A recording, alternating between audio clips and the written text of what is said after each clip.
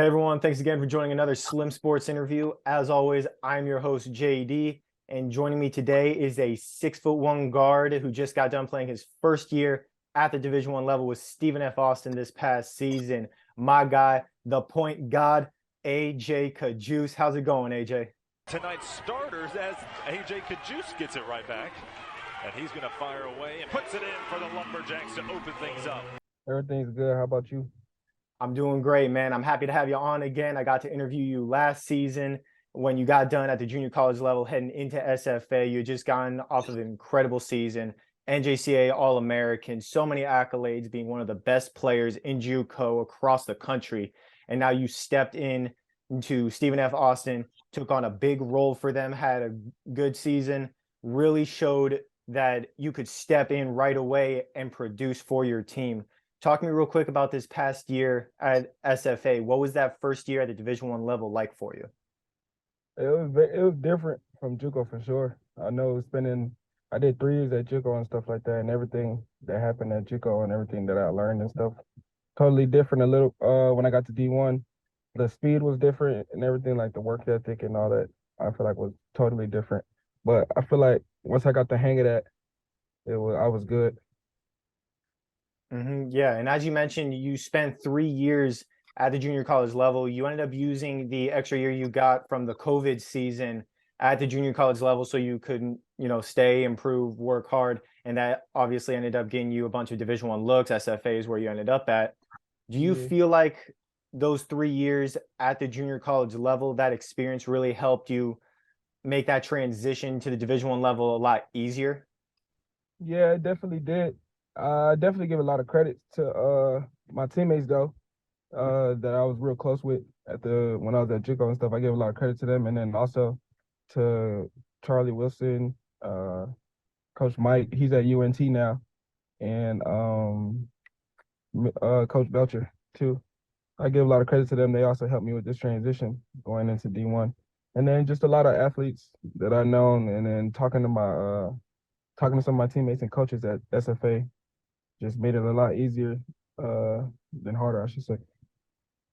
And obviously at the junior college level, those 3 years you had, obviously I mentioned it before, All-American honors, you were Conference Player of the Year, All-State selection, basically any award you could get, you got it because that was just how you were. You were one of the best players in the country.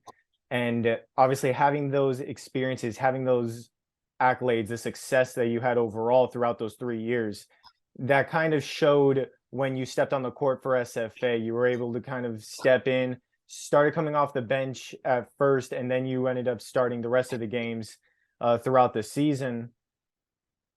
Did that experience for you, the success that you had, did that really help you step in to not just be a leader on the court, but also be a leader off the court for your team right away at SFA? Yeah, I think it did. I mean, I think a lot of that had to do with just being myself though. I think I'm just a natural competitor. I'm the only athlete out of my family and things like that, and then that's still playing, actually still. And I think all that just being from Florida, like being from Florida is just like we got some dogs out here. So I think me going over there, I think I was fine. Yeah, and like you just said, being from Florida, Florida JUCOs is just at another level, as you know very well. Come from Indian River. You guys obviously are in the same conference as Florida Southwestern, another top JUCO in the country. And then you talk about Northwest Florida, Chipola, Eastern Yeah, Florida, just some incredible talent. And you got to play alongside a bunch of other guys that are now playing at the Division I level. Benji Pierre, he just got done at San Diego uh playing this past season. And then Jacob Tracy, who is a star point guard at Lindenwood, just like yourself at SFA. You both did a great job. I know you gave a lot of credit to your teammates at that junior college level. Looking back at that last team that you were part of last year at Indian River, so many talented guys that went on to Division I, just like yourself. Do you feel like the competitive nature that you guys had with each other at practice, helping each other out during games, do you feel like that helped you improve overall? yeah, for sure. And a lot of our practices were competitive, especially at JUCO. Everybody trying to make it out. So everybody trying to prove themselves, especially to the coaches, because you got to be on that floor in order to move up. I feel like when you're at JUCO, so everybody's trying to prove their point, and they just made each other better. Even at SFA practice, we do a lot of competing and stuff like that, and that just That just brings the competitive spirit out of us. Coach Keller's really big on that too. So I think he does a good job of bringing that out of us too. So I just, just competing with each other every day, pushing each other, you know what I'm saying? Knowing that like if we talking trash out there, that it's just everything's just about basketball in between the lines. Everybody's trying to be better than they was the year before. And what am I trying to say? Everybody's trying to be better than they was, I should say. I Mhm. lost my train of thought for a minute. All good, man. And you're absolutely right. You guys definitely helped each other out a lot to get better every single day. And this SFA team, you're not the only one from the junior college ranks. You actually have Danny Smith from New Mexico Junior College, Kyle Heyman from Hines Community College, do very good programs there as well, and a couple of others that are signing this season. Uh, Kamari Wilson from Triton. You guys have another a great player in Clayton Southwick who's coming from Snow College. I mean, just so much talent from the junior college ranks. Do you feel like these players from the JUCO level, like yourself, when they get to that Division I level, they're able to make an impact on the court quicker than usually like some of the upcoming like freshmen high school kids coming into the program? Yeah, I think they'll bring a big impact to our team. They for sure got some experiences. I know Kamari had some experience on the college level, so does Clayton and Kyle too. Kamari was actually there when we played Triton at the tournament in Kansas, but he didn't play that game. I think he had redshirt or something like that. He didn't play, but I didn't even know he was on the bench. He told he when my coach was talking to him and stuff like that, he had told him. And then I was like, damn, I don't even remember that. But yeah, I think and then they showed me some of his film along with the other players. I think he gonna be a good impact. I think Matt's gonna have a great second year this year at our school. I think Clayton's gonna be a big impact on us too. Uh so yeah, I like all our guys, to be honest. I like all the new kids that we got in, even Frank, the kid Miles, coming from the D2 college. We also have who else do we got coming in? CC from Panola. Yeah, we got a lot of good pieces. So I'm really looking forward to our team this year. Yeah, they definitely obviously are bringing a lot of experience. They can help make an impact on the court right away. But like I said, how they make more of an impact on the court than some of these young freshmen that are still, they come in, they learn the system and all that. You guys obviously are kind of looked to as veteran players to help the younger guys get to that next level. You obviously stepped into a big time leader role this past season with this being your fourth year of college. How did you really step into that leader role for your team with your first year at SFA? Just being me, really, I think I bring good energy. Like as far as like people just wanting to be around me and things like that. I feel like I get along with people pretty well. So that kind of helps me going into my leader role, especially as being the point guard. You gotta be able to lead people. And I think I do a good job of that. My coach will tell me I do a good job of that, and I've also heard that from past coaches. So I think this year I feel like I could do a little better on certain things when it comes to leading, but I'm really looking forward to that though when I get back. Yeah, you guys definitely you helped out your team a lot.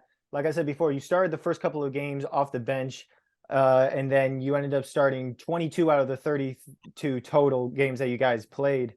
And I mean, you did your thing. You averaged 10 points a game, 2.5 rebounds, 4.3 assists. You actually ranked fourth in conference in assists, led your team in that category, and then 1.5 steals a game, which ranked fifth in the WAC, and then you led your team in that category as well. So you definitely stepped in and did a great job right off the bat.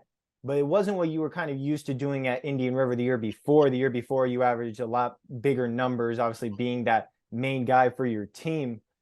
How did you make that transition from being more of a scorer, main player type style last season at Indian River to being more of a facilitator, leader type guy for SFA this past season?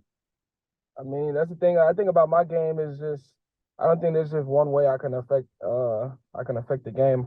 I think I have a lot of ways where I can affect. I could score, I could dish, I could defend. I feel like I could do a majority of everything, really, pretty much anything. I just feel like when I'm out there, you just got to compete for real. Yeah, and you competed very hard. I'm pretty sure that's why you got that starting nod to begin with. Like I said, you started those first couple of games coming off the bench. What do you think it was that you showed your coaches and your teammates as well that really got you to earn that starting nod? Just working, to be honest, just staying in the gym, I think, and also just when I'm in the game, just buying in. I think that was a big part of it. Also just building connections. I think I have pretty good connections with the kids on the team. I feel like that I was playing with on the court at the time, so all that played into well, and I feel like that gave me a boost. Yeah, and you guys definitely you guys had a good season overall. 19-13, 11-7 in WAC conference action. Kind of went back and forth throughout the season. Start of the season, end of the season, just kind of back and forth, wins and losses. You guys did pull it together during, I believe it was the beginning of conference action to end December, started January. 7 straight wins. You guys just seem to be on another level compared to your competition. Talk to me real quick about that part of the season. What really clicked for you guys? Help you guys kind of get ahead of everyone else in the start of conference play. Just just sticking together. I feel like we dealt with a lot of injuries this year. We were playing with like 6 or 7 guys like for majority of the year, and then even still we were still dealing with injuries. But everybody, we just didn't want to make that like as an excuse for real. I think we all just talked to each other. We just came to practice, came to work, believed what coach had for us, and then just put it to use when we got on the court. Yeah, I know, like you just mentioned, those injuries, that definitely plays a factor for any team when they have multiple guys that are injured. It changes a lot for your guys' system. You think you guys got something going, injury happens, now you have to change stuff up. How does a team at any level, whether it's you guys or any other team, how do you feel like is the best way for them to really properly adapt in those kinds of situations? Just sticking together. I feel like just next man up. I feel like if we stick together, the team is one. So if everybody comes as one, if everybody does everything together as one, then I feel like no matter how many people you have on the court, all you need is five. Yeah, absolutely. Five on the court, you guys do what you got to do and try to get the win best you can. And now you guys are obviously looking towards next season. This past season is in the rearview mirror. It's in the books. It's done. You guys take what you learned from it, move forward. How are you guys looking as a team to get better this offseason, to improve, to make that next jump for next season to hopefully win the WAC and make a push to the NCAA tournament? Just grinding for real. I think this summer's gonna really be big for us. I think as I know when I get back, I leave to go back this Wednesday. I get back on the 31st. So when I get back, just bringing everybody together. I think we've been talking in our chats just about how we want the season to look, like what we want from everybody. And I feel like this summer we just got to make sure we grinding and we listening to coach. Everybody's doing their part to be better. And then once all that gets out the way with all the the workouts, the boot camp, and all that stuff, once season comes around, I think we're gonna be ready to go. Yeah, SFA has had a great track record of winning seasons. Back when they were in the Southland Conference, now moving to the WAC, they're starting to show that they're one of the main teams in that conference as well. You yourself, now that you got that first year at the Division I level under your belt, you have that experience. You're looked to now even more as a veteran leader, more as that one of those star guys on this team. I'm sure a lot of fans recognize that. I mean, you had some great games this past season when you really stepped up. 29 points, 7 assists versus Abilene Christian. You had 4 straight towards the end of the season in double figures. 7 straight games towards the start of the season in double figures while averaging 5.7 assists as well. I mean, 10 points and 13 assists versus Paul Quinn, where you were either finding buckets or you were dishing them out. I mean, you were getting your team points one way or another. It was amazing. 27 against Northwestern State. So it's not like you weren't always facilitating. There were times where you kind of looked at the basket and you're like, all right, I'm putting the ball in the hoop. I'm getting my team these points. How did you really know when to be that kind of player? How did you know the difference between when it was time to distribute the ball to other guys and when it was time to go score yourself? I mean, just growing up, even talking to just growing up, coaches also always used to tell me just be poised, stay patient, don't just let the game come to you. Also, Keller and credit to all the other coaches on the staff too. They just, you know, in the game when things are going hard or they needed something and they felt like we needed a jump, sometimes they'll come and pull me aside. You know what I'm saying? So give me a little pep talk, and then I'll just go out there and do what I need to do to bring some energy to the team, whether that is scoring or it is facilitating or getting a stop. But all in all, together, I just a killer for real. I feel like so. Anytime I get on that court, I'm just trying to win, doing whatever. So if I get hot, then that's just another thing that the defense got to worry about and the coaches got to worry about. And there's no doubt in my mind you're going to be one of the main guys on a lot of scouting reports next season. I'm sure you're improving your game as well. Where do you feel like you're looking to improve the most for either your game or just in general, whether it's as a leader, player, on off the court for next season to really help your team succeed? Just being more consistent all around. I think I really want to I really want to. I've really been embarking on shooting and stuff like that. You know, picking my spots on the court where where I can score it. I've been watching film with my coach before I left and came down and stuff like that. I've been watching film a little bit, just watching our past games and just writing down like little notes on where I could have been effective in this area with situations and stuff. But as far as that, just being more consistent, I feel like so. Yeah, absolutely. And obviously you have these past 4 years to learn from, and moving forward, you're going to keep learning. You're going to keep getting better. And I'm hoping you help your team out a whole lot this season to make that push to the NCAA tournament. I know that's every player's dream, just like it is for every player to want to play at the Division I level to begin with. So now that you have this past year under your belt, is there any specific experiences, any games or anything off the court that you really take away from like, wow, I'm really at the Division I level? It really sometimes really just be. I mean, it really be hitting me sometimes when I be thinking when I'm thinking to myself or talking to my friend that I'm real close with. He talks. I talk to him a lot about basketball and stuff like that. So shoot, I mean, it really just hits me all like when I'm talking. Like yeah, really when I'm just thinking about myself. I feel like it'd be times where I'd be like because at the time when I was committing or before I went back JUCO for my third year, I was gonna go to a different school, but I did it, and then when I went back and then I killed that year, and then I came D1. It just be happy. I'll be cherishing the time. Sometimes I don't try to take it for granted because I know a lot of people are in my position or could be in my position.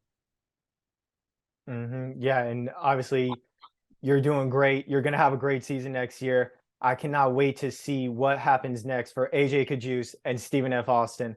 Thank you so much for doing this interview with me, man. I'm so proud of you. I'm so happy to see you succeeding at that Division I level, and I can't wait to see what next season has in store. Got you. Absolutely, man. You have a good one. I appreciate you too.